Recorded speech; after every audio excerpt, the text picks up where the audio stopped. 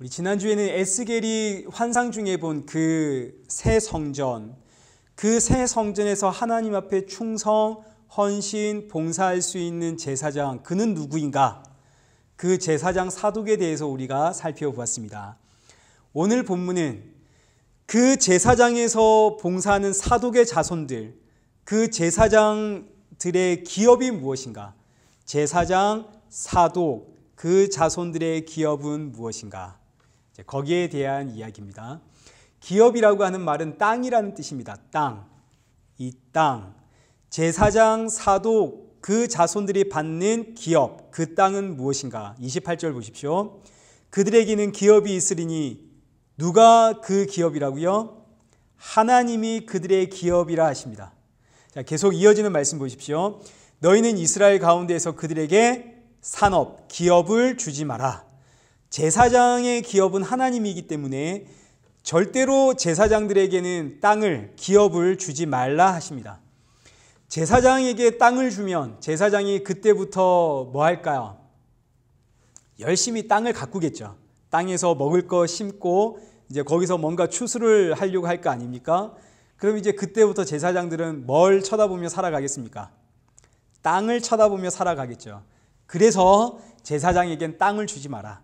그러니 제사장들에겐 기업 주지 마라. 내가 그들의 기업이다. 아니 그러면 제사장들은 대체 뭐 먹고 삽니까? 어떻게 살아야 됩니까? 그게 29절에서 30절입니다. 한번 보시죠. 그들은 소제와 속죄제와 속건제의 제물을 먹을지니 이스라엘 중에서 구별하는 물건을 다 그들에게 돌리며 또 각종 처음 익은 열매와 너희 모든 예물 중에 각종 거제의 제물은 다 제사장에게 돌리고 너희가 또 첫 밀가루를 제사장에게 주어 그들에게 내 집에 복이 내리도록 하게 하라. 자, 이 말씀을 보니까 제사장은 뭐 먹고 삽니까? 백성들이 하나님께 드리는 소제와 속죄제와 속건제와 구별해 드리는 물건과 각종 처음 익은 열매와 첫 곡식, 이것이 제사장이 먹고 사는 것들입니다. 그런데 지금 29장과 30절에 기록되어 있는 이 모든 이야기들, 소제와 속죄제와 속건제와 구별하여 드린 것과 처음 익은 곡식과 열매, 이거 전부 다 11조를 뜻합니다. 그러니 제사장은 뭐 먹고 삽니까? 11조 먹고 살죠. 지금 여러분 이 제사장이 11조 먹고 산다는 이야기가 오늘날 많은 사람들이 엄청난 오해를 하고 있습니다. 그러니 일단 우리는 11조가 뭔지부터 알아야 될 거 아닙니까? 제가 여러분들에게 저는 여러분의 11조를 먹고 삽니다. 그러니 여러분 11조 좀 하십시오. 이러면 안 되겠죠. 11조가 뭔지를 알아야 됩니다. 11조의 개념부터 우리 한번 생각해 보겠습니다. 민수기 3장입니다. 이거 우리 꼭 찾으십시오. 민수기 3장. 창세기, 출애굽기, 그 다음이 민수기입니다. 민수기 3장 12절과 13절. 민수기 3장 12절과 13절입니다. 지금 이게 10계명의 개념입니다. 제가 읽겠습니다. 보라, 내가 이스라엘 자손 중에서 레위인을 택하여 이스라엘 자손 중에 태를 열어 태어난 모든 마지를 대신하게 하였은즉 레위인은 내 것이라. 처음 태어난 자는 다 내 것임은 내가 애굽 땅에서 그 처음 태어난 자를 다 죽이던 날에 이스라엘의 처음 태어난 자는 사람이나 짐승을 다 거룩하게 구별하였음이니 그들은 내 것이 될 것임이니라. 나는 여호와니라. 자, 그러니까 11조의 개념은 출애굽의 6월절로 거슬러 올라갑니다. 아브라함 이야기 하지 말고 이제 6월절, 여기서부터 11조가 시작이 되는 겁니다. 6월절은 하나님께서 애굽에 내린 마지막 10번째 재앙, 죽음이라고 하는 재앙에서 어떻게 구원을 받는가, 이걸 기념하는 날이 6월절입니다. 그날 이스라엘 백성들이 어떻게 구원을 받았습니까?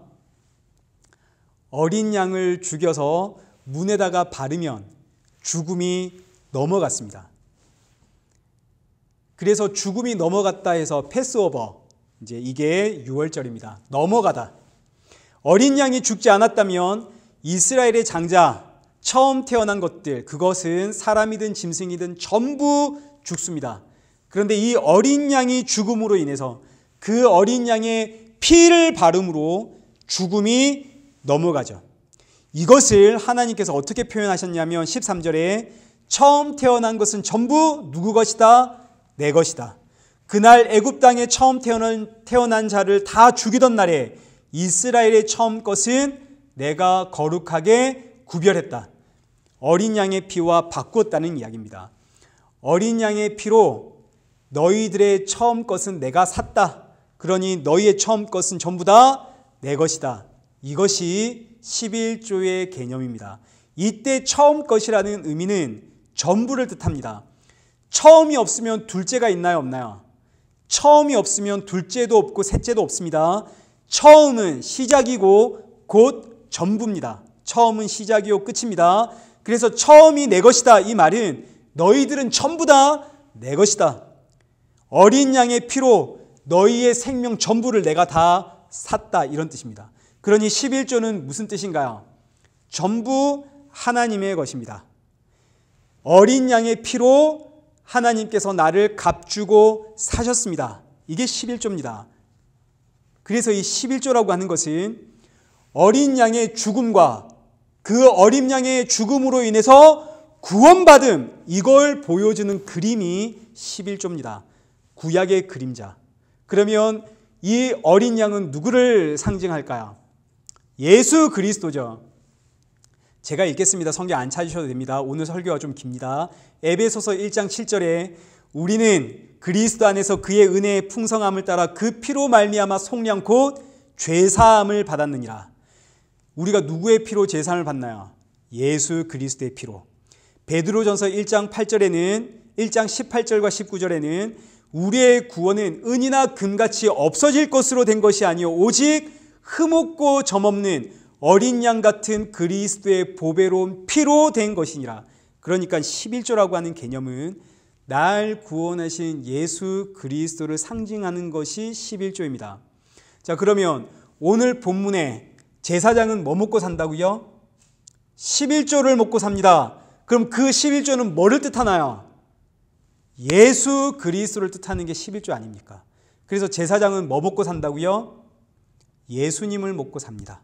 예수님이 이 땅에 오셔서 사람이 떡으로만 살 것이 아니라 하나님의 입에서 나오는 모든 말씀으로 살 것이니라.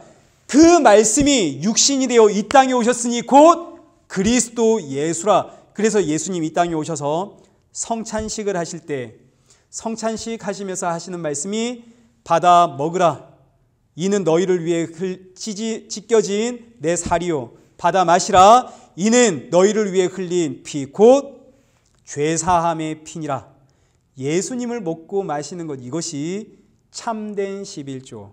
예수님을 먹고 마시는 것이 진짜 11조입니다.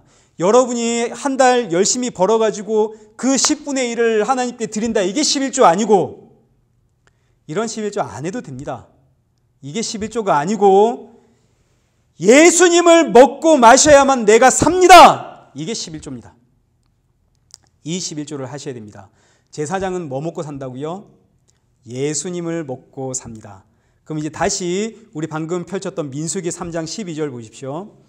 보라, 내가 이스라엘 자손 중에서 레위인을 택하여 이스라엘 자손 중에 태를 열어 태어난 모든 마지를 대신하게 하셨은즉 레위인은 내 것이라.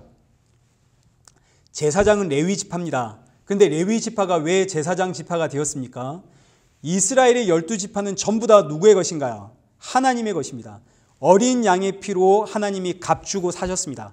이스라엘 지파의 모든 장자는 전부 다 하나님의 것이기 때문에 이스라엘의 장자가 태어나면, 첫 것이 태어나면 그거 전부 다 하나님께 드려야 됩니다. 가축이 태어났든 사람이 태어났든. 그런데 그렇게 되면 가족들과 떨어져서 찢어져서 살아야 되는 거 아닙니까? 그래서 하나님이 그럴 수 없으니까 아예 레위 지파 전체를 택해서 레위 지파가 모든 이스라엘의 장자의 역할을 대신하도록 했습니다. 장자의 역할이란 하나님의 성전에서 하나님을 섬기는 것이 장자의 역할입니다. 레위 지파가 이제 그 역할을 대신하는 거죠.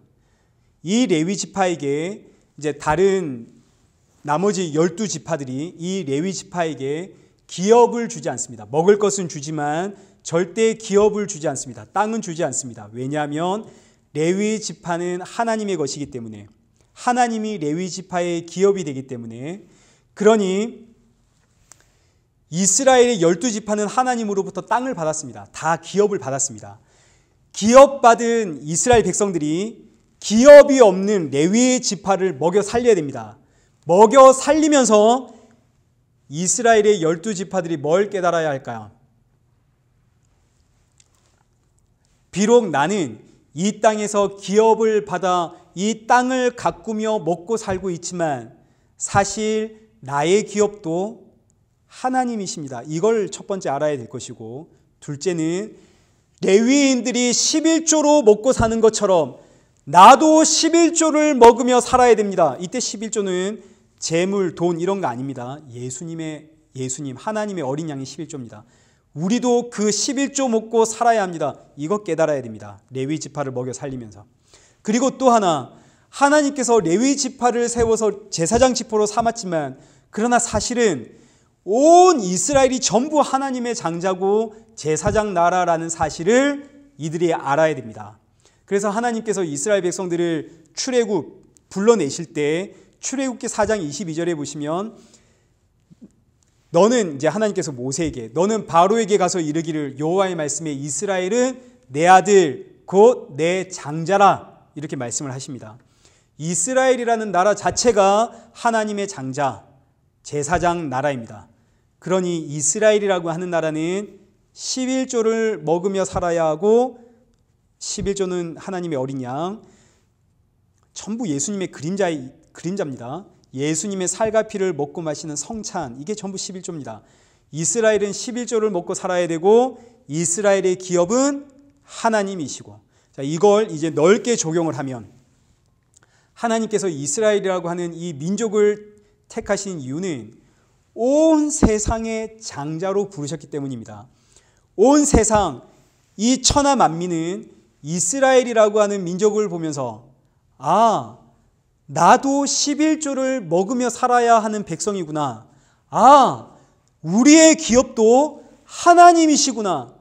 이거 알아야 됩니다. 이거 알아라고 이스라엘 백성들을 특별히 불러서 구별해서 선택했습니다.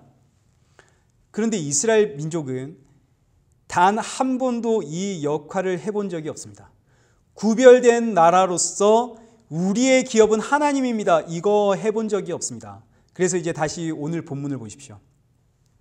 에스겔 44장 28절.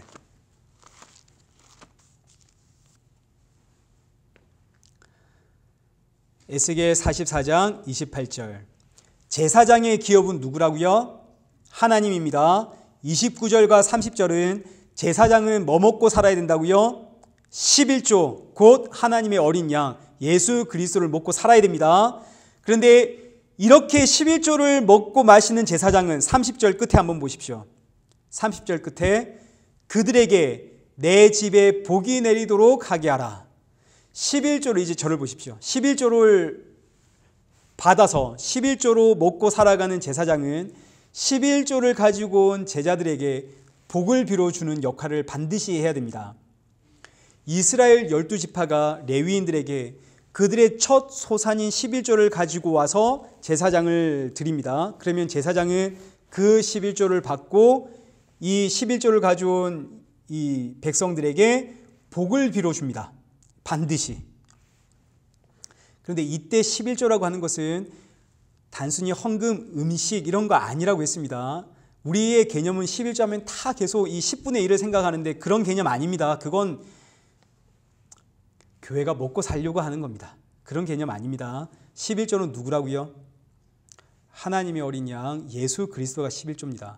그러니 이스라엘 12지파는 11조를 가지고 올 때 이게 결국은 뭘 가져오는 건가요? 날 구원하신 하나님의 어린 양, 그 예수 그리스도, 그 신앙을 가지고 제사장에게 드리는 것이고 제사장은 그들의 그 신앙의 고백인 그 11조, 물론 이제 그거 받아서 제사장 먹고 살아야겠죠. 그거 가져온 백성들에게 복을 빌어주는데 그 복이란 하나님의 어린 양이 너를 구원했다. 너희들 그거 잊지 마라. 이게 제사장이 빌어주는 복입니다.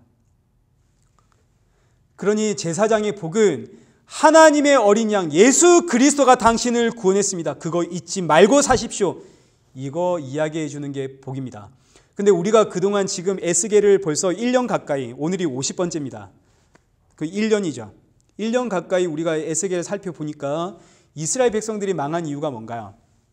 이스라엘 백성들은 정성을 다해 11조를 가져왔고 제사장들은 11조를 받고 이스라엘 백성들에게 그렇게 복을 빌어 주었는데 왜 망했습니까?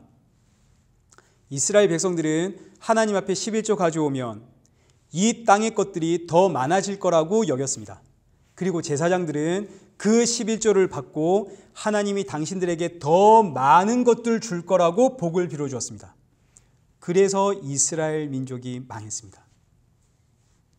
오늘 이 시대와 다를 게 하나도 없죠. 그래서 망했습니다. 오늘 본문, 그래서 오늘 본문을 보십시오. 우리 오늘 본문 30절 하반절, 그들에게, 제사장들에게 내 집에 복이 내리도록 하게 하라. 기업이 없는 제사장들이 기업 있는 이스라엘 백성들에게 복을 빌어줘라, 이렇게 이야기하십니다. 근데 지금 이 말씀이 세상의 상식과는 완전히 반대되는 이야기입니다. 세상은 누가 복을 빌어주냐면 기업 있는 사람이, 땅 있는 사람이 땅 없는, 기업 없는 사람들에게 복을 빌어줍니다. 땅 있는 사람이 땅 없는 사람들에게 자비를 베풀고 복을 빌어줘야지, 땅 없는 사람이, 가진 거 아무것도 없는 사람이 많이 가지고 있는, 땅을 가지고 있는 사람들에게 복을 빌어주면 땅 많이 가지고 있는 사람이 화를 냅니다. 재수없다고. 니나 가서 그 복 받고 잘 살아라 그럽니다. 이게 세상의 상식입니다. 가진 것 하나도 없는 사람이 모든 것을 가지고 있는 사람에게 복을 빌어주면 다 가진 사람이 무서워서 어디 그 복 받겠습니까? 그 복 받고 나도 이 사람처럼 이렇게 되면 어떡합니까? 그래서 세상은 가진 자가 복을 빌어줍니다. 그러면 없는 사람이 야, 나도 그럼 저 사람처럼 저런 복을 받아야겠다, 뭐 이렇게 될 거 아닙니까? 그런데 성경은 세상의 상식과 완전히 정반대의 이야기를 하고 있습니다. 기업이 없는 자가 기업 있는 자들에게 복을 빌어줘라. 그러면 일단 이스라엘이라고 하는 나라는 제사장 나라로서 이 세상에 기업이 없어야 됩니다. 이 말은 세상처럼 살아가면 안 된다는 의미입니다. 제사장 나라는 세상처럼 살아가면 안 됩니다. 그리고 이 땅만 바라보며 살아가는 세상을 향해 여러분, 하나님이 우리의 기업입니다, 이 복을 전달해 줘야 됩니다. 이게 제사장 나라로 부름받은 이스라엘 백성들의 역할입니다. 그런데 이스라엘 백성들은 단 한 번도 이런 나라로서의 역할을 해본 적이 없습니다. 오히려 선민 사상을 가지고 이방인들을 뭐처럼 취급했나요? 개처럼 취급을 했습니다. 뿐만 아니라 이스라엘 백성들이 이런 나라로서의 역할을 못한 이유는 그들 눈에 계속 땅이 보입니다. 땅이. 그러니 제사장들은 11조 가져오는 백성들에게 온전한 11조 하면 하나님이 더 많은 거 채워주실 겁니다. 백성들은 온전한 11조를 해서 더 큰 복을 받아야지.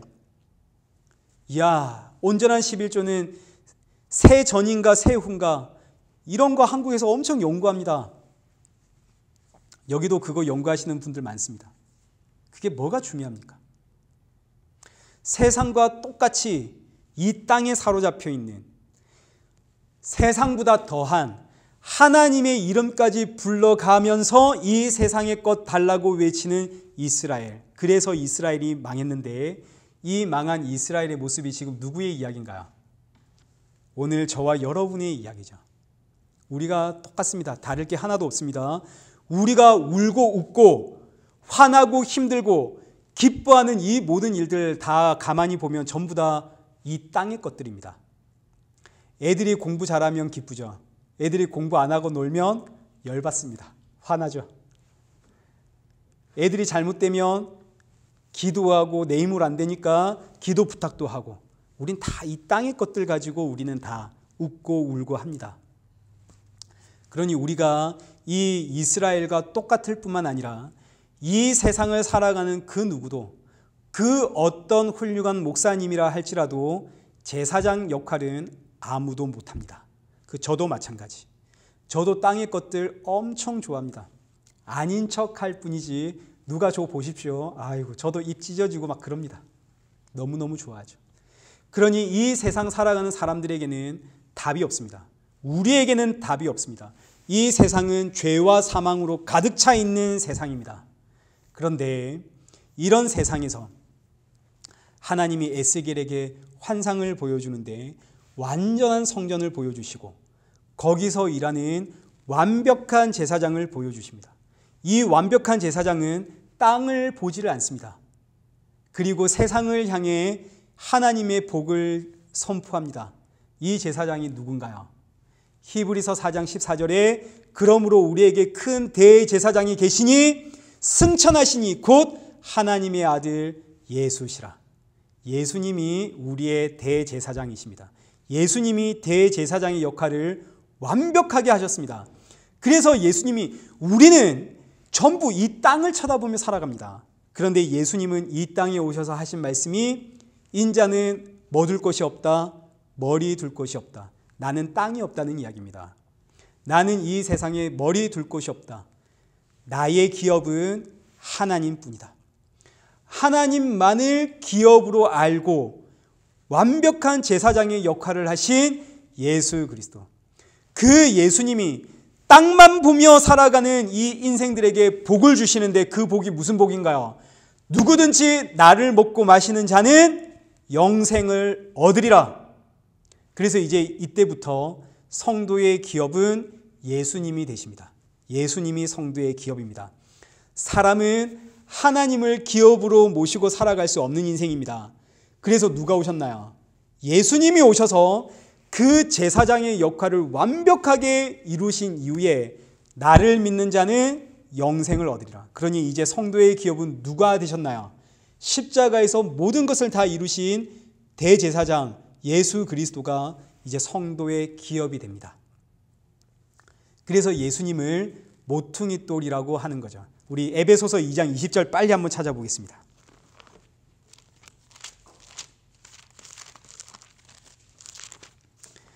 (311페이지를) 한번 찾아보십시오.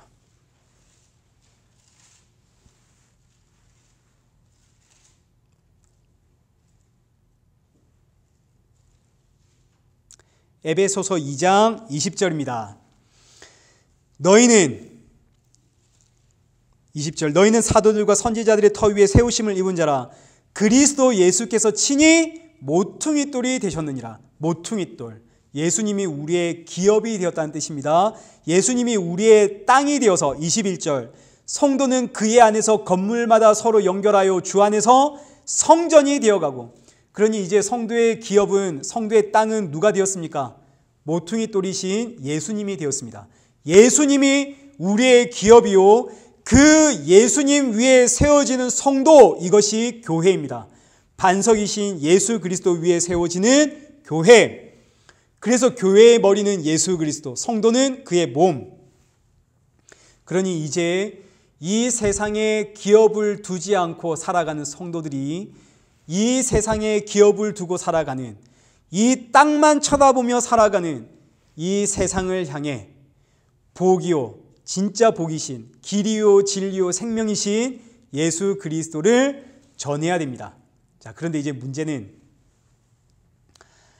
이렇게 예수님을 증거해야 하는, 예수님이 나의 기업입니다, 이렇게 이 복을 증거해야 하는 성도들이 여전히 뭘 보고 살아가고 있더라? 뭐만 보며 살아가고 있더라? 땅만 보며 살아가고 있더라. 이제 이게 문제입니다.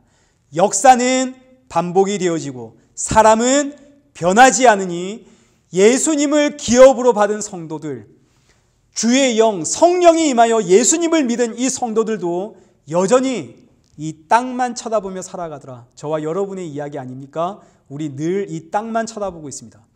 세상을 향해 예수님이 우리의 기업입니다, 이거 외치고 선포해야 할 성도들이 자꾸 땅만 쳐다보며 살아가고 있으니까. 그러니 한번 보십시오. 예수님의 증인된 삶을 살아라 그랬습니다. 그런데 예수님의 증인, 십자가의 증인은 사람의 결단과 능력과 각오로는 절대로 안 됩니다. 우리는 그렇게 예수님의 증인이 되는 거 아닙니다. 그래서 성령님이 우리 안에 오셔서 오순절 성령이 임하면, 예수님께서 성령이 임하면 성령이 뭐 준다 그랬습니까? 권능 준다 그랬죠. 그런데 기억나십니까? 권능이라는 의미가 뭐라고요? 폭탄입니다. 권능이 폭탄이라는 뜻입니다. 폭탄입니다. 성령님이 폭탄을 가지고 내 안에 들어오셔서 내 안에서 폭탄을 터뜨리니까 나는 깨집니다. 우리는 이렇게 증인이 되는 거죠. 우리 이 세상 영광 구하고 있습니다. 예수님이 나의 기업인데, 내 안에 계신데 그 예수님 보면서 못 살아갑니다. 땅을 쳐다봅니다. 그래서 내 안에서 폭탄을 터뜨리십니다.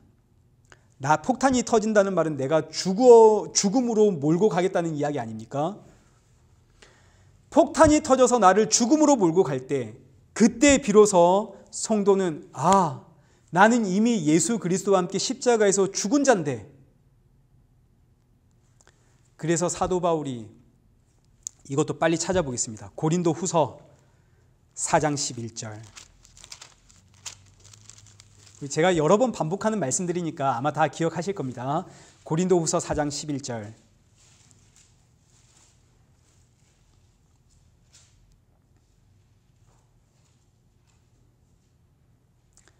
고린도후서 4장 11절 보십시오.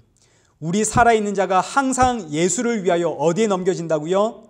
죽음에 넘겨집니다. 이 말이 폭탄이 계속 터진다는 이야기입니다. 예수를 위하여 죽음에 넘겨지면 그 이유는 예수의 생명이 또한 우리 죽을 육체에 나타나게 하려 함이라. 그러니 보십시오. 성도는 예수님을 위해서 죽음에 넘겨집니다. 그러면 내 안에서 예수 생명이 이 죽을 육체를 통해서 드러납니다. 내가 폭탄이 터져서 내가 깨지니까 그 깨진 사이로 내 안에 보배이신 그 예수 생명의 빛이 비춰지더라, 이 이야기입니다. 그래서 12절 보십시오. 그런즉 사망은 우리 안에서 역사하고 생명은 너희 안에서 역사하느니라. 이제 이게 무슨 말씀인지 알겠네요. 사망은 우리 안에서 역사하고, 나는 자꾸 이 땅만 쳐다보니까 하나님께서 나를 계속 폭탄을 터뜨려서 죽음으로 인도하십니다. 그러니 사망은 자꾸 나에게 역사하고. 이해되시죠? 내가 이 땅만 쳐다보니까 하나님께서 나를 자꾸 죽이십니다. 폭탄을 터뜨리십니다. 그러니 사망은 내 안에서 역사하고, 그런데 나는 이렇게 죽어가는데, 이렇게 죽어가는, 이렇게 깨져가는 나를 통해 예수 생명이 비춰지니, 내 안에 계신 보배 예수가 비춰지니까, 이 생명이 비춰지니까 생명은 너희 안에서 역사하고. 얼마나 놀랍나요? 이게 복음입니다. 복음이 임하니까 복음이 성도를 증인으로 만들어가는데 어떻게 만드냐면, 사망이 나에게 오고 생명은 너에게 가고. 세상에 복음은 이렇게 증거됩니다. 다른 방법으로 복음이 증거되는 길이 없습니다. 반드시 복음은 나를 죽여서 다른 사람들에게 생명을 전달하게끔 만드십니다. 나 죽고 예수님 살게 하시죠. 이렇게 복음은 반드시 증거가 됩니다. 사망은 나에게, 생명은 너희에게. 이것이 오늘날 왕같은 제사장으로 부름받은 성도의 복입니다. 그래서 이 복음은 내가 선택하는 거 아닙니다. 이런 복음 좋으십니까? 이거 알고 예수 믿을 사람이 있겠습니까? 그래서 우리는 이 이야기를 못하죠. 교회가 못하고, 일단 예수님 믿어봐, 네 복 받는다, 그 복이 이런 복이라는 말 안 하죠. 근데 교회 왔더니 세상에 성령이 임했더니 나에게는 뭐가 오고? 사망이 오고. 나에겐 사망이 오고 저들에겐 생명이 전달되고.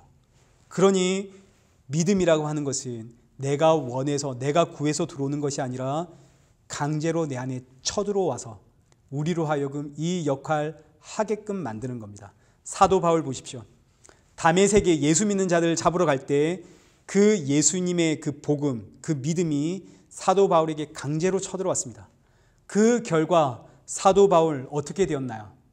그 잘난 사도 바울 스스로 고백하기를, 이것도 찾겠습니다. 고린도 후서 11장 23절. 고린도 후서 11장 23절 보십시오.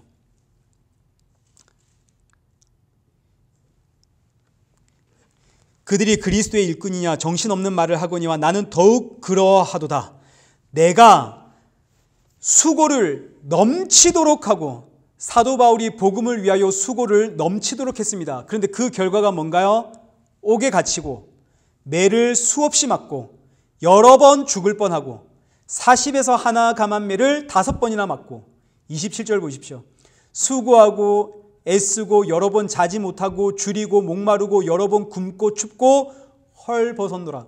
아니, 복음을 전했다면 보란듯이 잘 살아야 하는 거 아닌가요? 아닙니다. 왜요?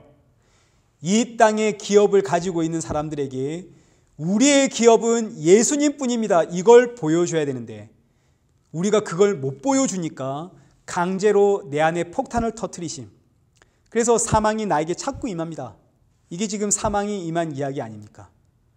그런데 놀랍게도 사도 바울의 고백이 뭐냐면 30절입니다. 내가 부득불 자랑할진대 나의 약한 것을, 이 약한 것이란 나의 고난을, 나의 기업 없음을, 나의 땅 없음을, 나의 망했음을 자랑하리라. 이 사도 바울이 이렇게 복음 전가하다가 잡혔습니다. 유대인들에게 잡혀서 이 로마의 반역죄로 이제 옥에 갇히죠.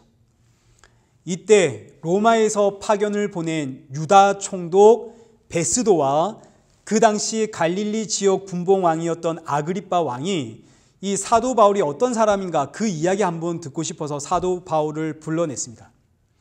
사도 바울은 지금 완전히 망한 사람입니다. 유대인들이 사도 바울 죽이려고 하는 사람이고, 사도 바울은 그것 피해서 떠돌아다니는, 재산도 없고 가진 것도 아무것도 없는 사람입니다.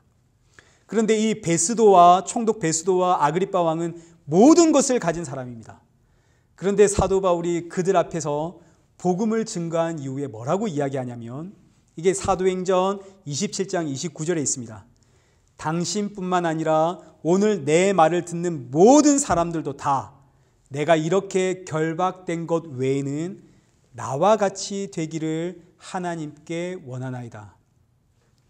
이것이 기업 없는 자가 기업 있는 자들에게 복을 주는 성도의 삶입니다. 싫으나 좋으나 우리는 이 길로 갑니다. 이것이 성도가 받은 복입니다. 이 은혜가 임하길 축원합니다.